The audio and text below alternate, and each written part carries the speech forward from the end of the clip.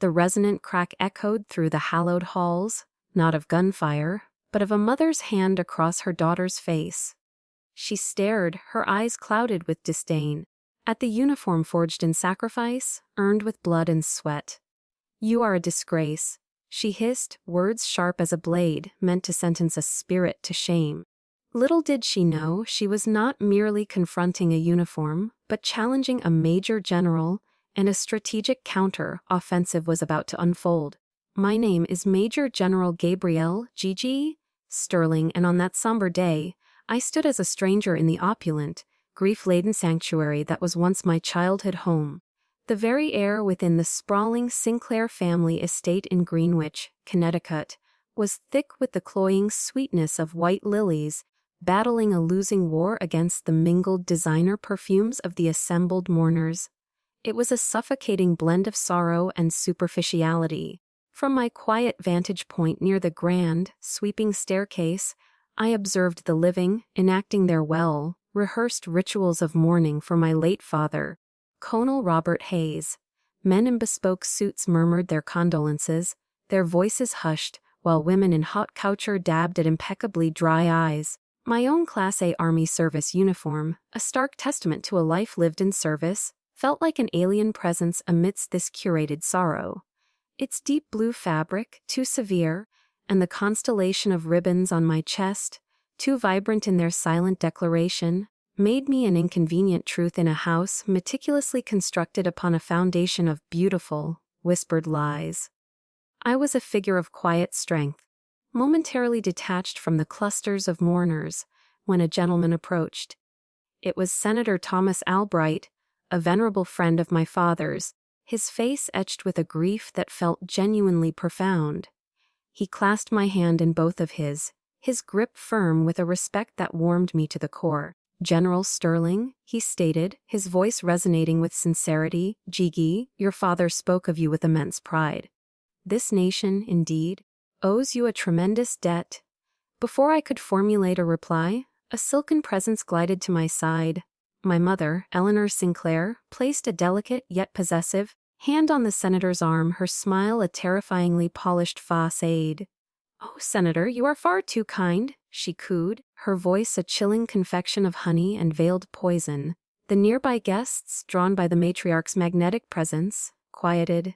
"Gabrielle," she continued, her gaze fixed on me, "has always been so civic-minded." She allowed the implication to hang heavy and unspoken in the air. "She merely volunteers at her unit, you see." A charming little pastime to keep her occupied. A collective, almost imperceptible gasp rippled through the onlookers. The senator's jaw tightened, but ever the astute politician, he simply nodded, gracefully extricating himself from the social minefield. The invisible blow had been struck. With one perfectly sculpted sentence, my mother had reduced a quarter-century of my unwavering service, of my leadership in the crucible of conflict, to a mere hobby, a meaningless diversion. I stood motionless, my gloved hands clasped behind my back in the rigid stance of parade rest, my posture the sole, unyielding defense I possessed. I felt the slow, burning ascent of heat to my neck, yet my face remained an unyielding mask of military impassivity. The very instant the senator was beyond earshot, my mother's polished smile evaporated. Her fingers, strong yet cold, clamped around my bicep. "The library." Now, she hissed, her voice a low, venomous command. She pulled me from the grand foyer into the mahogany-paneled sanctum that had once been my father's quiet refuge. My eyes immediately gravitated to the wall above the imposing fireplace. The cherished photograph of me, beaming on graduation day at West Point, was gone. In its place hung a massive, newly commissioned oil painting of my brother, Marcus, looking regal and insufferably smug. I had been systematically erased. "I told you," she began, her voice trembling with a rage terrifying in its raw intensity. She released my arm. "I told you not to come here and that." She turned, her eyes sweeping over my uniform with undisguised revulsion. "You shame us? You shame his memory?" This uniform honored him. "Mother," my voice was low, steady, a quiet assertion. This, I realized, was my gravest error. My composure merely fueled her inferno. Honored him, she laughed, a short, ugly sound devoid of mirth. You are a glorified helper, a glorified clerk who gets to play soldier. Don't you dare stand in my house and speak of honor. She took a menacing step closer, her face contorted in a mask of contempt. You are nothing but an embarrassment. A helper in a uniform. Do you understand me? And then her hand, still encased in a pristine white glove, arched through the air. The sound was a dry crack that reverberated through the silent, book-lined room. A searing fire bloomed on my cheek, hot and stinging. I did not flinch, I did not move. My gaze flickered past her, towards the doorway. Marcus stood there, swirling a glass of what appeared to be Macallan 18. He had witnessed it all. He met my eyes for a fleeting second, offered a slight, almost imperceptible shrug, and returned his attention to the amber liquid in his glass. That singular, dismissive gesture was a blow far more brutal than the slap itself. It was confirmation, stark and undeniable. In this house, I was utterly, irrevocably, alone. I turned my eyes back to my mother. She was breathing heavily, her chest rising and falling, a look of triumphant cruelty etched upon her features. She believed she had won. She believed she had finally broken me. She was profoundly mistaken. In that precise moment, something within me irrevocably shifted. The stinging heat on my cheek cooled, hardening into something unyielding, crystalline. The pain did not vanish, it was transmuted. It became fuel. The hurt, the humiliation, the decades of being made to feel small and unworthy, it all coalesced into a single point of cold, absolute clarity. My training, my entire existence as a soldier, seized control. I was no longer a daughter being struck by her mother. I was a commander, assessing a hostile engagement. I met her gaze, and for the first time, I saw her not as the towering, all-powerful figure of my childhood, but as she truly was, a weak, insecure woman, utterly terrified of anything she could not control. My voice, when it came, was not uttered in the room, it resonated in the quiet sanctuary of my mind. Calm, precise, and absolute. This was not a family argument. This was a declaration of war. I analyzed the situation, the assets, the liabilities, the objective. You have made a grave tactical error, Mother. I thought. I looked at her, at the portrait of my brother, at the very room from which I had been meticulously erased. You just attacked a general in her own home. The battle has begun. The battle had indeed begun. Yet this war, this protracted conflict, had its origins long ago. It was a war not fought on foreign soil with the roar of guns and artillery, but within the polished hallways and manicured gardens of the Sinclair estate. The sting on my cheek had faded, replaced by a deeper, phantom ache, 1,000 smaller wounds collected over a lifetime. To comprehend the present, I had to retreat into the past, to map the intricate battlefield of my own history. My mind drifted back to the spring I turned 18, a year marked by two distinct celebrations. I vividly recall holding the acceptance letter from the United States Military Academy at West Point.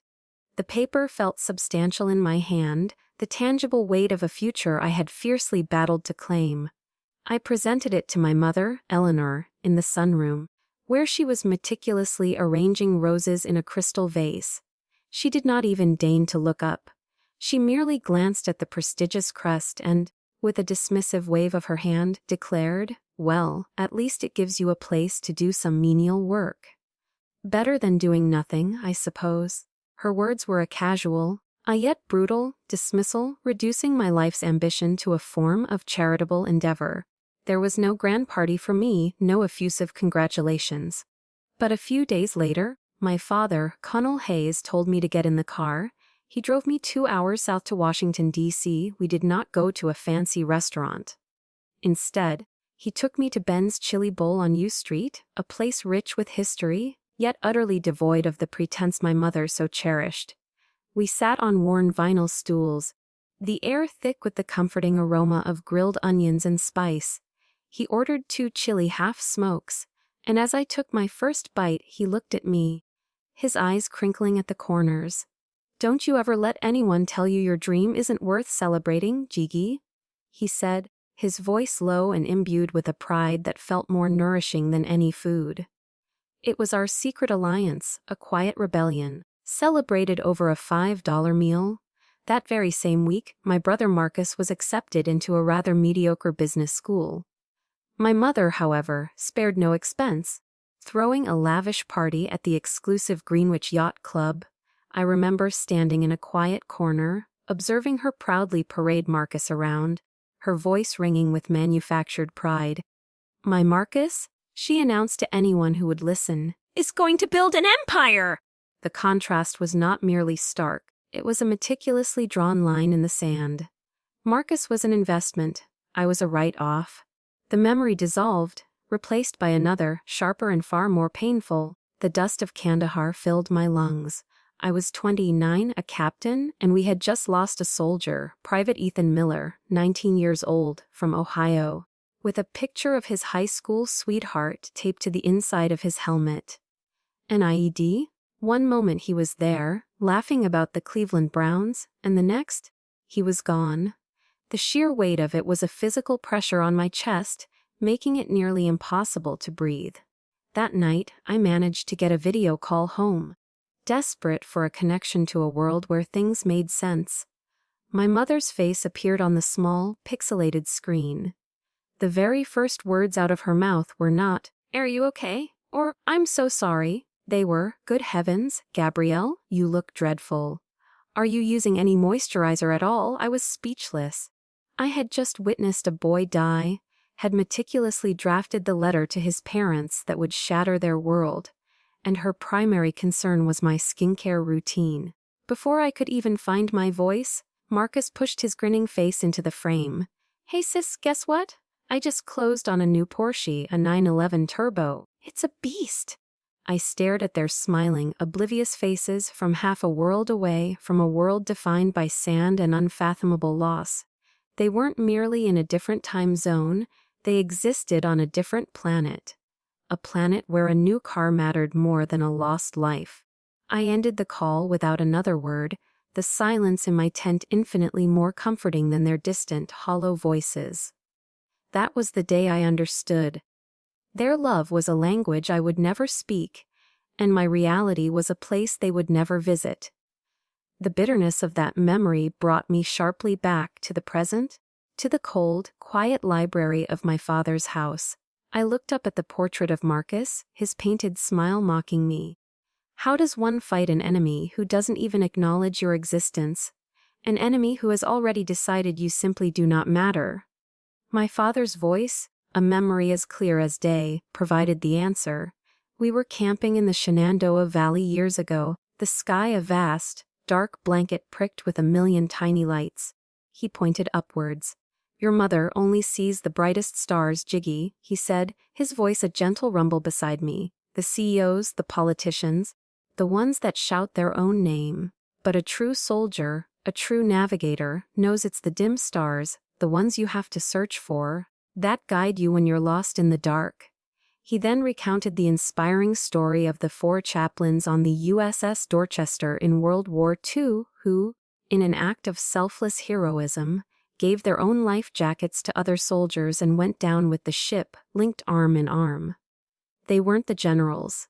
My father stated, they were the dim stars. Be a dim star, honey. Be quiet, be steady, and never ever lose your way. Standing there amidst the wreckage of my mother's latest assault, his words became my sole compass. The war had indeed begun, and I found myself adrift in the darkness. Yet, I remembered his lesson. I remembered the stars. But where were they now, Dad? How was I supposed to find them in this impenetrable darkness? Have you ever felt that way? Like you're navigating by a map only you can see, fighting for an honor only you truly understand. When the very people who are supposed to be your brightest stars are the ones casting the deepest shadows, you must learn to ignite the light within yourself. And I knew then, with a certainty that settled deep in my bones, that it was time for me to learn how to be my own star, even if no one else could perceive its light. The darkness I had asked my father about arrived sooner than I expected. It came not in the form of an enemy force, but via a brief, impersonal phone call just a week after the funeral. It was from my mother's lawyer, a man whose voice was as smooth and cold as the marble in the Sinclair foyer. He informed me, with chilling courtesy, that the estate was undergoing extensive renovations, and my personal belongings needed to be removed from the room within 48 hours. It was not a request, it was an eviction notice, delivered with the unnerving detachment of a corporate memo. I did not argue. I did not raise my voice. I simply said, "Understood," and hung up. The time for fighting on that front was over. The very next day I drove back to the Greenwich house for the last time. I meticulously packed my life into a single, olive, drab military trunk. There wasn't much: my uniforms, a few treasured books, my father's old chess set, and the framed photographs he had kept on his desk. Everything else in the room, the exquisite furniture, the curated artwork, the memories my mother had carefully constructed, I left behind.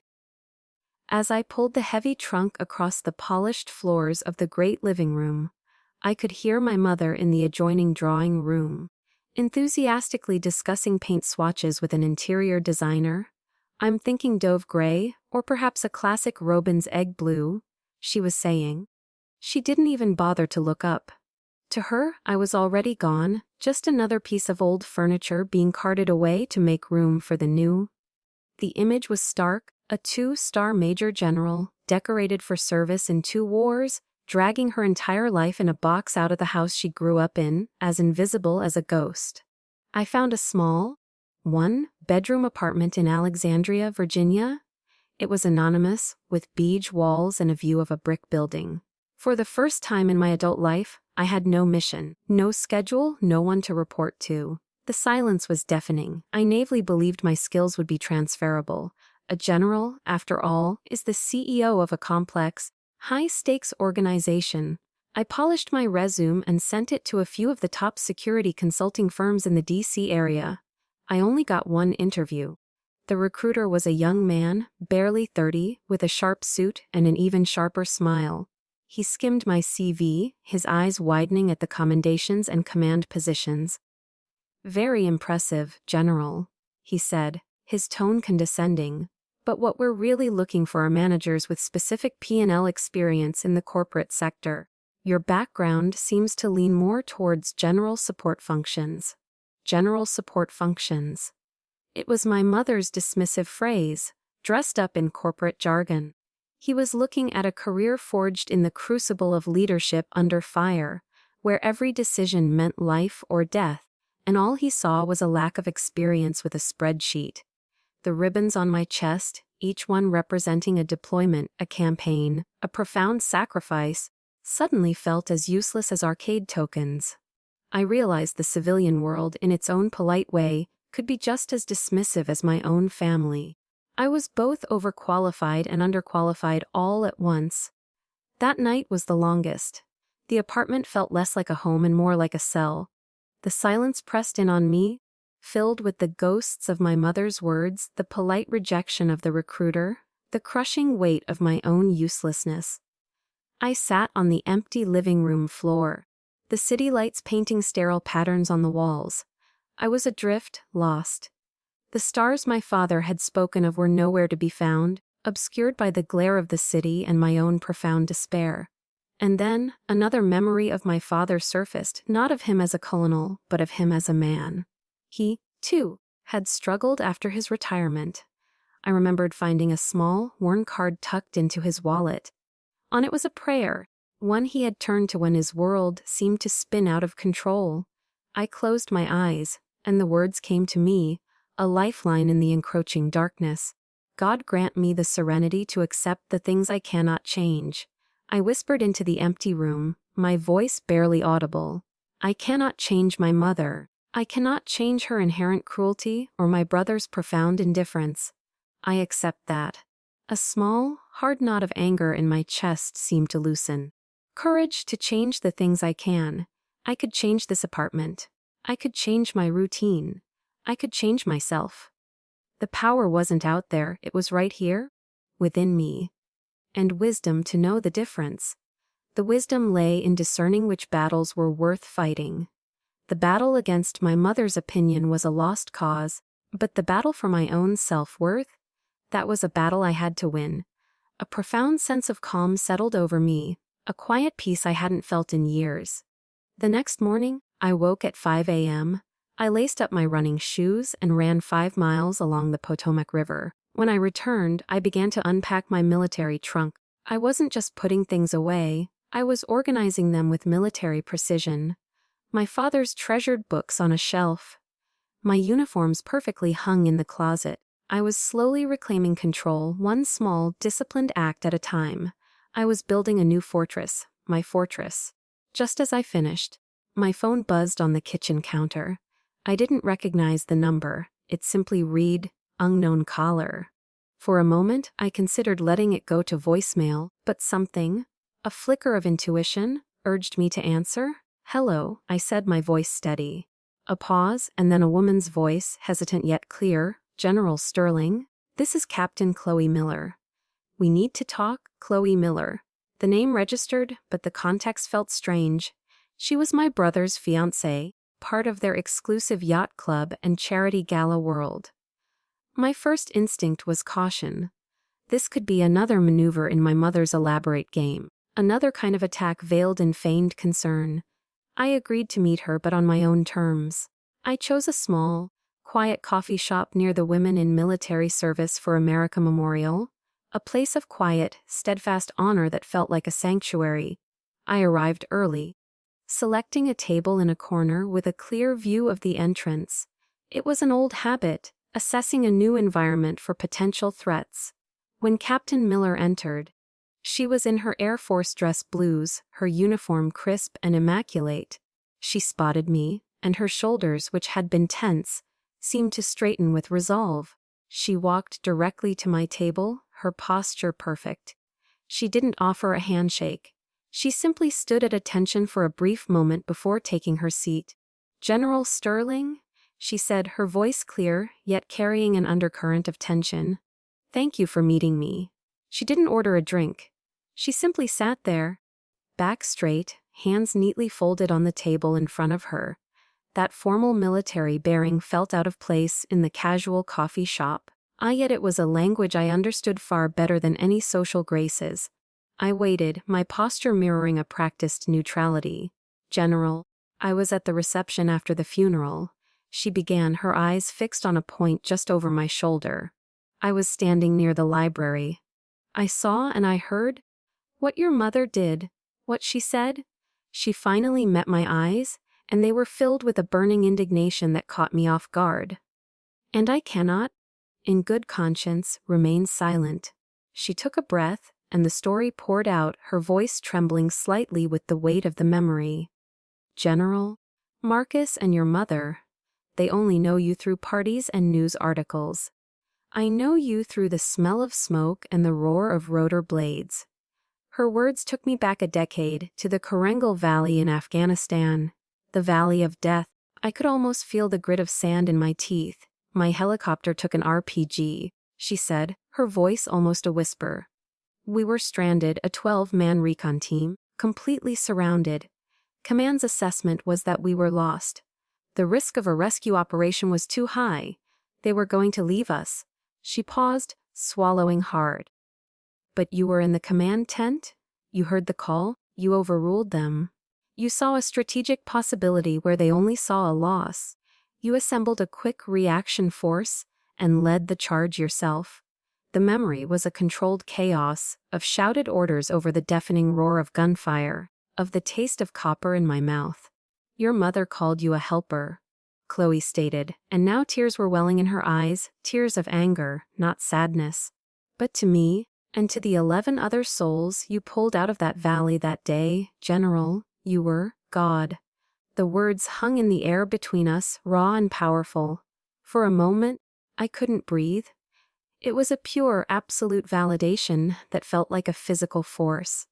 All the years of being diminished, of being called a disgrace, of being made to feel like my life's work was something trivial, it all burned away in the heat of her testimony. I exhaled a breath I hadn't realized I was holding. A warmth spread through my chest, a feeling I had ceased to believe was possible. She slid a small, simple key across the table. It was plain, unadorned. "This is a spare key to my apartment in Arlington," she said, her voice regaining its military resolve. "It's a secure building. If you need a safe place, a tactical retreat, consider it your forward operating base. I'm your soldier, general, on any battlefield, and this includes this one." I looked at the young captain, at the unwavering loyalty in her eyes, and I understood my father. This was a dim star, a steady light in the encroaching darkness. For the first time in weeks, I felt a flicker of hope. I felt that I was not entirely alone in this fight. We sat in comfortable silence for a few minutes, two soldiers understanding each other without further words. A fragile peace settled over our small table. And then the bell over the coffee shop door jingled, and the peace was shattered. Marcus stood there, his expensive suit looking out of place, his face a mask of annoyance. He didn't even glance at Chloe, his eyes, cold and contemptuous, locked onto mine. He strode towards our table, his footsteps echoing in the suddenly quiet coffee shop. "Chloe," he said, his voice dripping condescension as he finally acknowledged his fiancée, though his gaze remained fixed on me. "What are you doing here with her?" He spat out the last word as if it were a piece of refuse in his mouth. The air crackled with a new, instantaneous tension. The warmth in my chest vanished, replaced by the familiar cold steel of a defensive perimeter. The brief ceasefire was over. The enemy was at the gates. A few days after my meeting with Chloe, the enemy launched a frontal assault. They didn't use military tactics, they used a weapon far more insidious: the pretense of family. They appeared at the door of my small Alexandria apartment, unannounced, my mother, Eleanor Sinclair, and my brother, Marcus. My hand instinctively tightened on the doorknob, my entire body tensing for a confrontation. But Eleanor was a master of her own brand of warfare.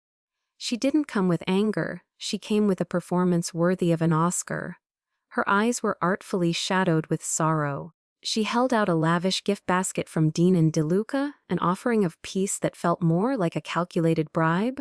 "Gabrielle, darling," she began, her voice a soft, trembling whisper. She reached out and gave me a brief, stiff hug that had no warmth at all. "I am so sorry. I haven't been myself since your father. I've been grieving." She looked at me, her eyes pleading. "We're family, Gigi. We have to protect each other now more than ever." I remained silent, my internal threat assessment running at high alert. This was a classic love bombing campaign, a textbook maneuver to lower my defenses. Marcus stepped forward, his expression a careful blend of manufactured enthusiasm and fraternal concern. "Mom's right, sis," he said, placing a hand on my shoulder, "and I have some good news. A chance to restore the family name, to build on what Dad started." He spoke of a massive government contract, a deal that would secure the Sinclair legacy for generations. His words were grand and vague, designed to appeal to a sense of duty I no longer felt towards them. The entire performance was so sickeningly sweet, so transparently false, that a cold knot of dread formed in my stomach. I knew the real demand was coming. Marcus, ever the smooth operator, got straight to the point. He placed a thick, leather-bound portfolio on my small kitchen table.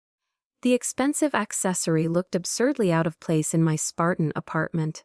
"It's a major defense subcontract," he explained, flipping it open to a signature page.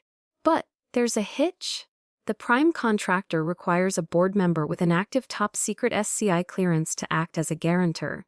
It's just a formality, of course." My blood ran cold. Top secret sensitive compartmented information clearance? It wasn't just a security level. It was the highest declaration of trust the United States government could bestow upon a citizen. It was a symbol of my entire career, of my unwavering integrity, and he was calling it a formality. He leaned in, a conspiratorial gleam in his eye. "You just sign here as an honorary board member. We put your name on the letterhead and that's it. It's a win-win." He then added the final, fatal insult, a smirk playing on his lips. "Look, even if you are just helping out at your unit, that general star on your shoulder still has value to us." There it was, the poisoned offering laid bare. They didn't respect me. They didn't value my service. They saw my honor, my life's work, as nothing more than a commodity, a tool to be used for their own greedy ends. I picked up the document, my eyes scanning the fine print. My training in reading intelligence briefs kicked in. I saw the red flags immediately. A shell corporation in Delaware, vaguely worded liability clauses, the name of a defense contractor notorious for cutting corners. This wasn't a contract, it was a trap. They weren't asking me to be a guarantor. They were asking me to be the fall guy. They were asking me to sign away my honor, my freedom, and the very legacy of the father they claimed to be protecting. That was the final straw, the last fragile thread of hope for any semblance of family, of decency, snapped. A cold, hard fury, pure and absolute, rose within me. It wasn't the hot, explosive anger of a family argument. It was the focused, precise anger of a commander whose core principles had been violated. I placed the portfolio back on the table and looked up, meeting my brother's expectant gaze, then my mother's pleading one. My face was a blank slate. My voice, when I spoke, was devoid of all emotion. It was as cold and hard as steel. No, the word, quiet but absolute, hung in the air. Eleanor's practiced sad expression faltered. "What did you say?" she stammered. "Gabrielle, this is for the family." I stood up, my 5'7" frame suddenly feeling much taller. I looked directly at her, then at Marcus, no longer as a daughter or a sister, but as a superior officer, addressing insubordinate personnel. I said, "No." I repeated, my voice clear and unwavering. "I spent 25 years building my honor. I will not have it dismantled in 5 minutes for the sake of your greed." I picked up the portfolio and held it out to Marcus. "Take your proposal and leave my home." Their faces shifted from feigned concern to unveiled rage. The masks were off. "You ungrateful," my mother began. But I cut her off with a look. "Now," I said. The single word was a command, not a request. They snatched the portfolio and stormed out, slamming the door behind them, leaving a trail of muttered curses in their wake. I stood alone in the silence, my heart pounding, not with fear, but with the adrenaline of a battle finally joined. The line had been drawn. They had shown me their final move. Now it was my turn. I walked to my phone, my fingers steady as I scrolled through my contacts to a name I hadn't called in years. A name saved under the code name Oracle. I pressed the call button. He answered on the second ring. "Silas," I said, my voice calm and resolute. "It's Gabrielle Sterling. We need to talk immediately." Silas Vance lived in a historic brownstone in Georgetown, a quiet street that belayed the world of secrets it likely harbored. When he opened the door, he looked exactly as I remembered him from my father's Christmas party's salt and pepper hair, a crisply ironed shirt, and eyes like a hawk, sharp and missing nothing. He was my father's best friend, a legend from the Defense Intelligence Agency. He didn't offer a hug or empty platitudes. He simply nodded and said, "Jiggy, get in here." He led me to a study lined with books on history and military strategy. He poured 2 cups of black tea, the movements precise and economical. I recounted the events of the past few weeks, from the funeral to the poisoned contract offer. My voice was steady, delivering the facts like a field report. I stripped away the emotion, presenting only the tactical reality of the situation. Silas listened without interruption, his gaze never leaving my face. When I finished, he took a slow sip of his tea. He didn't say, "I'm so sorry for what you're going through." He didn't say, "Your mother has always been difficult." He looked at me, his eyes glinting with a familiar, strategic fire, and delivered the most validating assessment I had ever heard. "Your mother isn't just attacking you emotionally, Gabrielle," he stated, his voice calm and analytical. "She is conducting a systematic information warfare campaign designed to erase your identity and seize control of your father's legacy." He set his cup down. "We will mount a proportional response." Those words were like a key turning in a lock I didn't know was rusted shut. He didn't see a grieving daughter. He saw a strategic threat, an operation. He gave my pain a name, a framework, and in doing so, he gave me back my power. I wasn't just a victim, I was a target in a definable conflict. And I knew how to operate in a conflict, "Follow me," he said, rising. He led me through a door disguised as a bookshelf into a room that took my breath away. It was a private situation room. One wall was covered by a massive whiteboard, another held a series of monitors currently dark. The room was soundproofed, secure. This was Silas's true office. He picked up a dry erase marker. "Let's map the battle space," he said. On the board, he drew a diagram. At the top, he wrote Eleanor Sinclair, center of gravity. Underneath, Marcus Sinclair, primary actor. He drew lines connecting them to their sources of power. Sinclair Family Trust, Wall Street connections, social influence, Greenwich Society. He circled their weaknesses: arrogance, dependence on public image, potential financial irregularities. I walked up to the board, took a different colored marker, and added a new box. "Captain Chloe Miller, asset in place." Silas looked at it and gave a curt nod of approval. "Good. Who else?" We worked for an hour, my personal anguish transforming into a cold, hard operational plan. The rage that had been simmering inside me was now being channeled into objectives and timelines. Finally, Silas stepped back from the board. "Our objective is not revenge," he said, his tone that of a commander briefing his staff.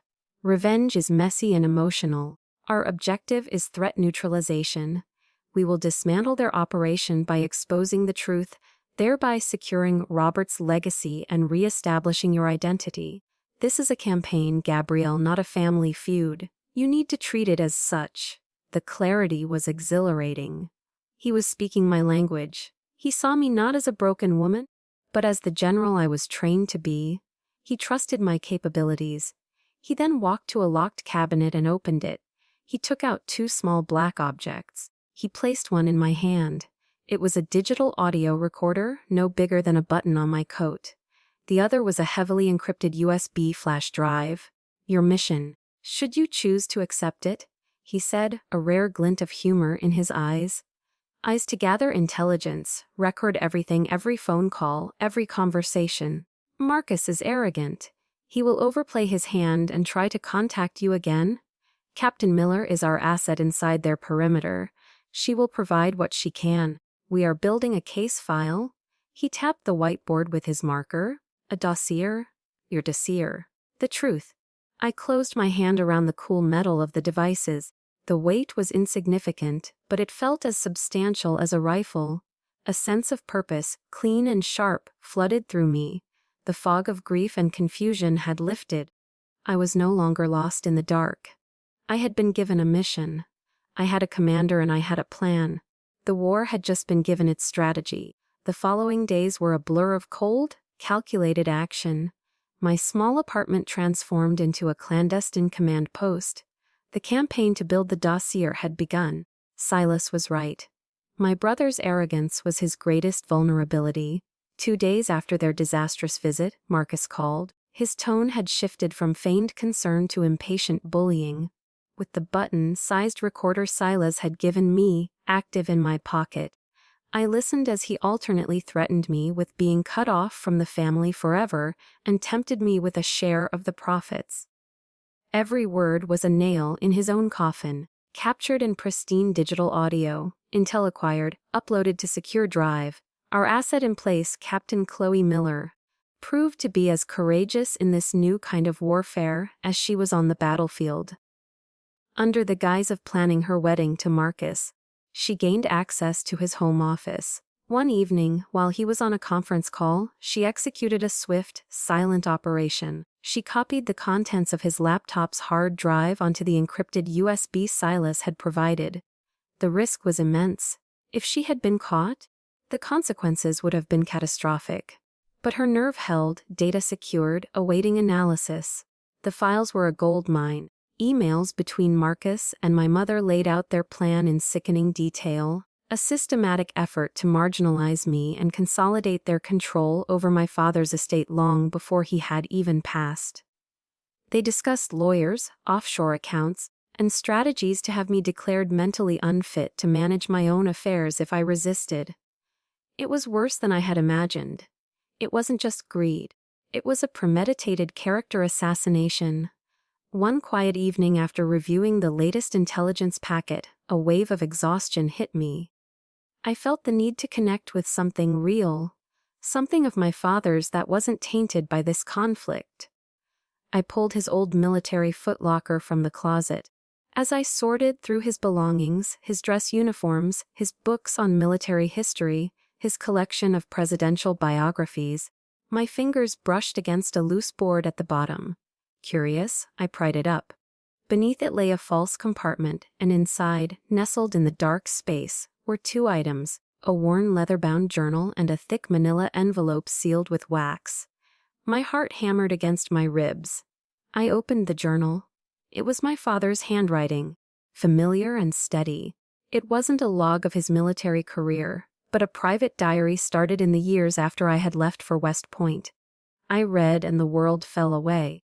He wrote of his pride, a pride he felt he couldn't express openly in Eleanor's presence. He wrote of his arguments with her, of her disdain for my chosen path. One entry dated a decade ago stood out. "Eleanor doesn't understand," he wrote. "She sees Gabriel's service as a rejection of our world, of the Sinclair name. She cannot comprehend that honor is not something you buy at a charity auction. Gabriel's honor is forged in fire. I worry for her. I worry what they will do when I am no longer here to stand between them." Reading those words, a dam inside me broke. A sob raw and racked escaped my lips. It was the first time I had cried since he died. These weren't just words on a page. They were the validation I had spent my entire life starving for. The silent witness to my struggle. He had seen, he had known. He had worried for me. The grief was immense, but tangled within it was a profound aching gratitude. With trembling hands, I picked up the sealed envelope. My name, Gabrielle Grace Sterling, was written on the front in his strong cursive script. I broke the wax seal. Inside was a legal document, a codicil to his will, dated and notarized just 6 months before his death. I read the legal jargon, my mind racing to comprehend its full import. In clear, unambiguous terms, my father stipulated that in the event of his passing, his entire personal estate, separate from the assets shared with my mother, was to be placed into a private trust. This included his investment portfolio, his savings, and most critically the deed to the Greenwich house, which had been his family's property long before he had ever met Eleanor Sinclair, and the sole trustee with absolute and final authority over this trust, me. He had foreseen their greed. He had anticipated their campaign to disinherit me, and from beyond the grave, he had built a final line of defense. This wasn't just a legal document. It was a shield. It was a weapon.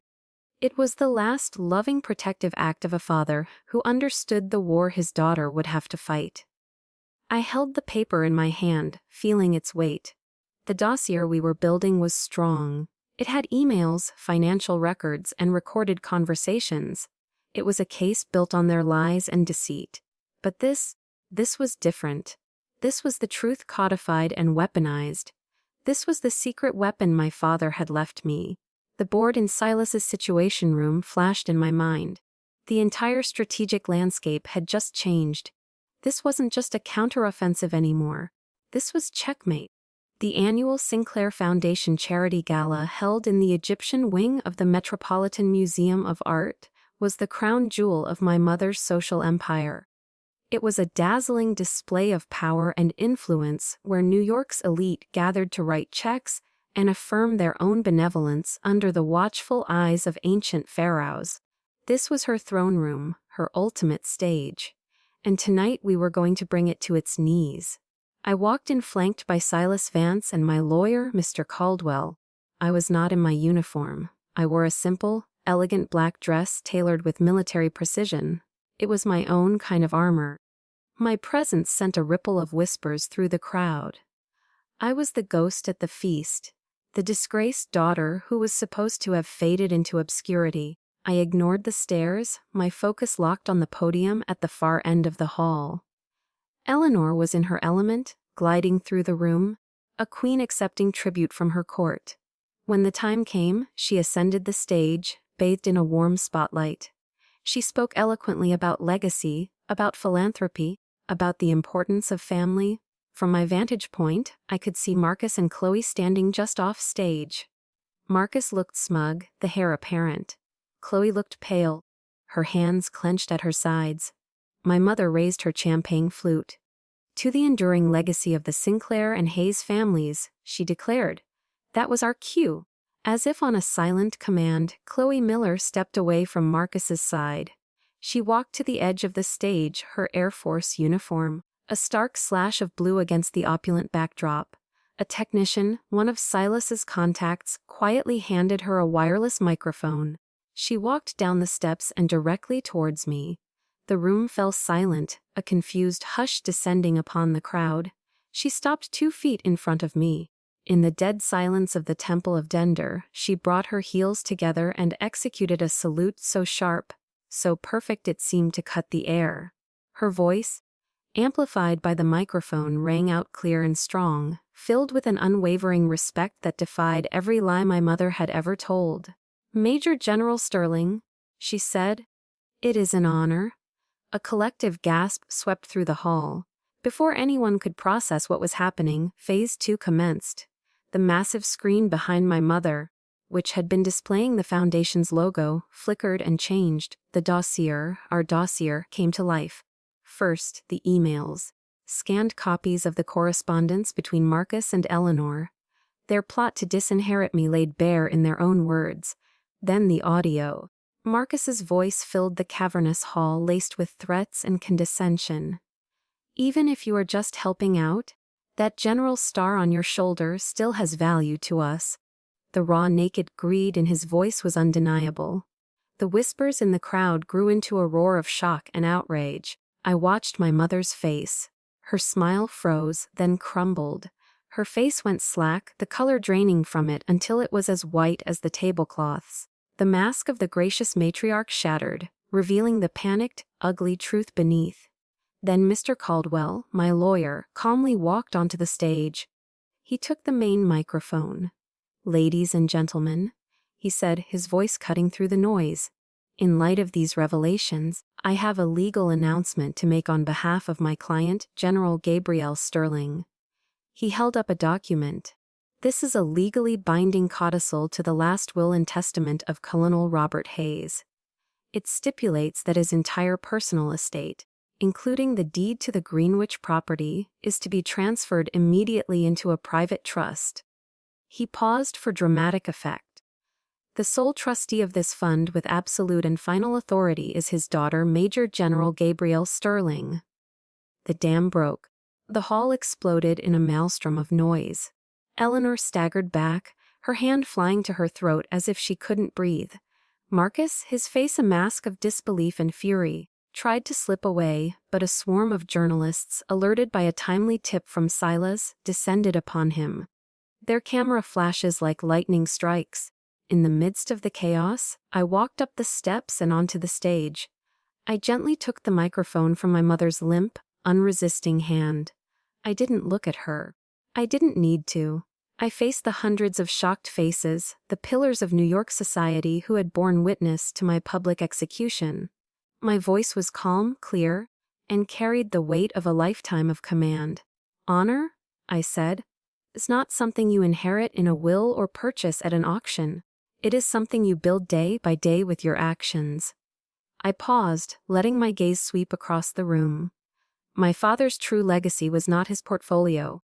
It was his service, his integrity, his honor. I looked toward the back of the room where Silas stood, giving me a nearly imperceptible nod.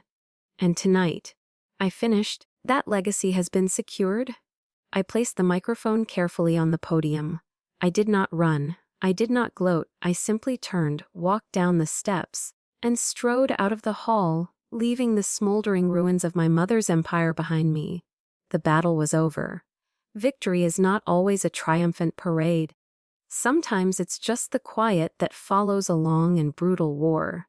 The morning after the gala, the news of the Sinclair family's public implosion was everywhere. It was splashed across the New York Post, dissected on morning news shows. I had expected to feel a sense of elation, of vindication. Instead, I just felt empty. It was the bone-deep exhaustion of a soldier after a grueling campaign. when the adrenaline has faded, and all that's left is the silence. My phone became a front line of its own.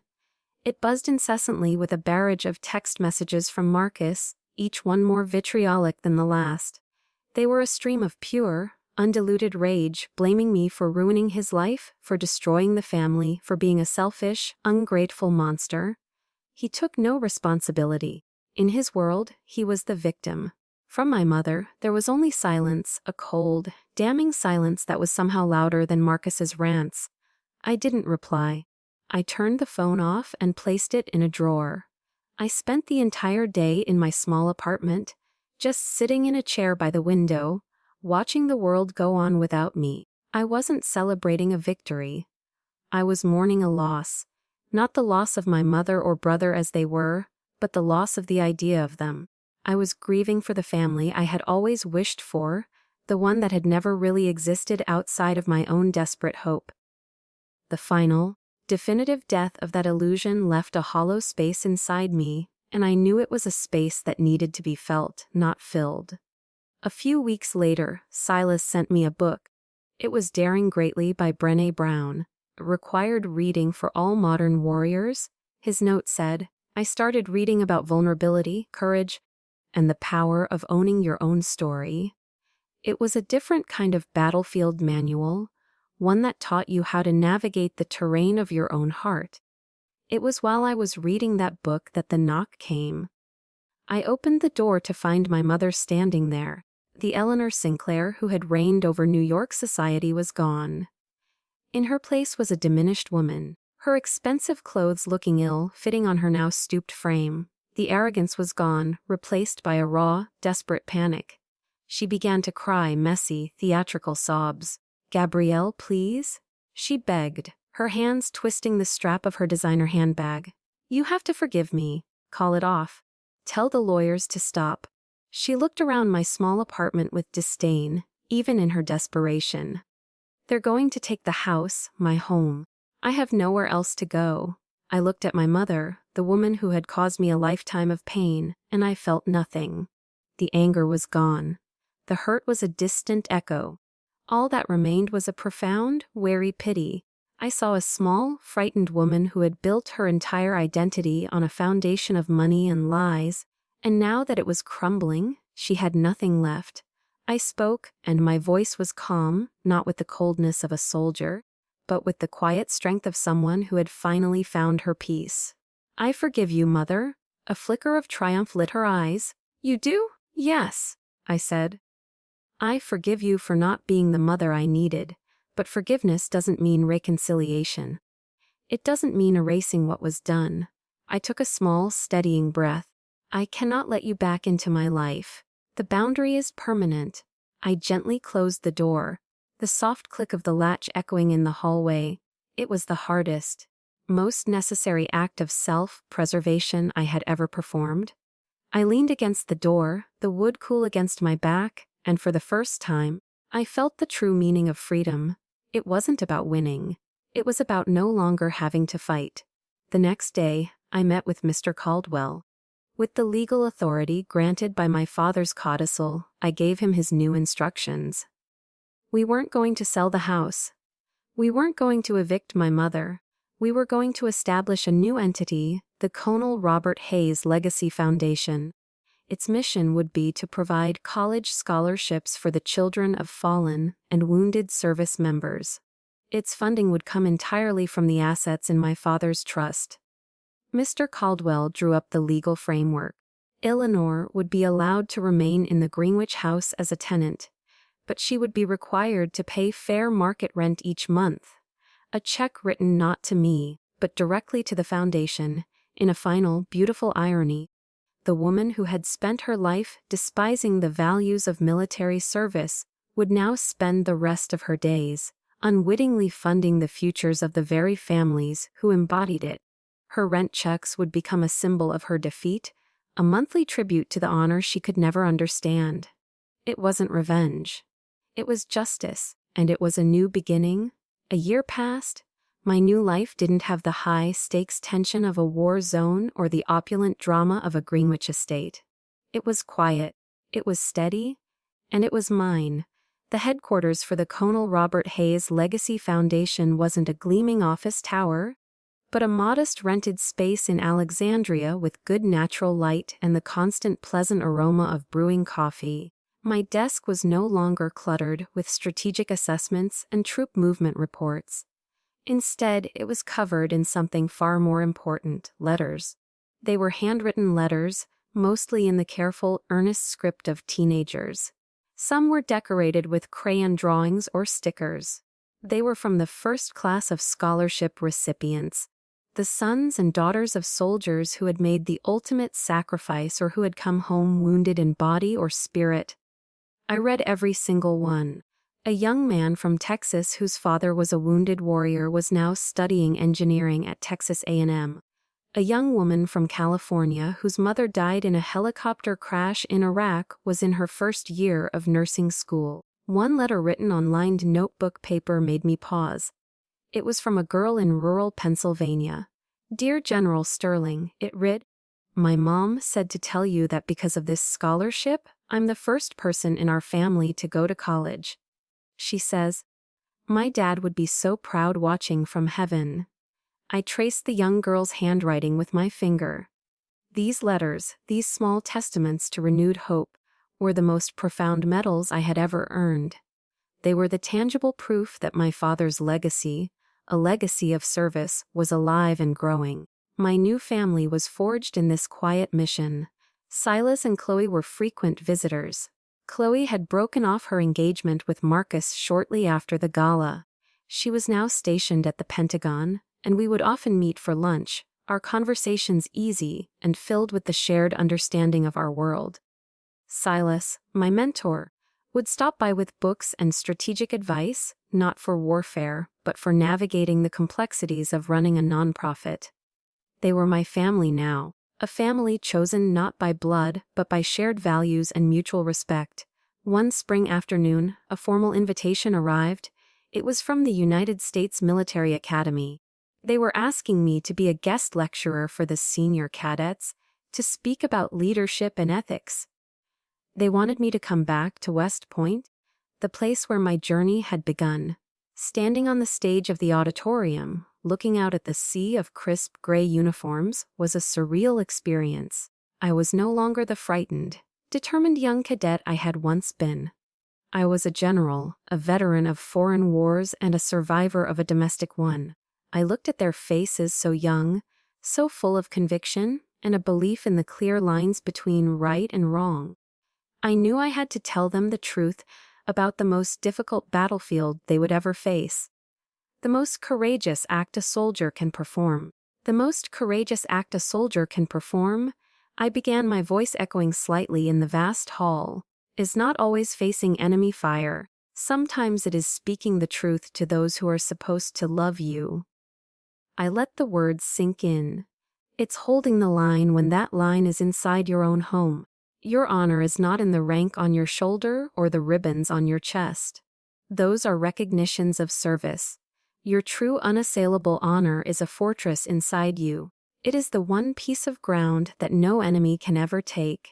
Unless you open the gates for them, guard that fortress. Guard it with your life because it is your life. I didn't speak of tactics or strategy. I spoke of the war within, the war for one's own soul. Later that evening, as dusk settled over the Hudson Valley, I walked alone across the plain at West Point. The sky was a deep velvety blue, and the first stars of the evening were beginning to appear. I thought of my father, and for the first time, the memory brought no ache, only a quiet, profound peace. I was no longer searching for his stars in the darkness. I had learned to navigate by my own. I had become my father's dim star, quiet and steady. I hadn't built an empire like Marcus had dreamed of or commanded the social stage like my mother. My legacy wasn't written in stock prices or headlines. It was written in the futures of those kids, in the letters on my desk, in the quiet integrity of a life reclaimed. It was a smaller light perhaps, but it was a true one, and I knew with a certainty that filled my entire being that it was strong enough to guide others home. I looked up at the twilight sky and smiled. It was not a smile of victory or of vindication. It was a smile of freedom, pure and simple. My story has ended, but perhaps yours is just beginning. I learned that my honor was a fortress, and I had to be its staunchest defender. What is the fortress inside of you that needs defending? Know that you are not alone in your battle. There are countless dim stars out there, steady and true, who understand. If my story resonated with you, please share your thoughts in the comments below, and subscribe for more true stories that remind us of our own strength and the quiet courage it takes to reclaim our lives. You are seen. You are heard.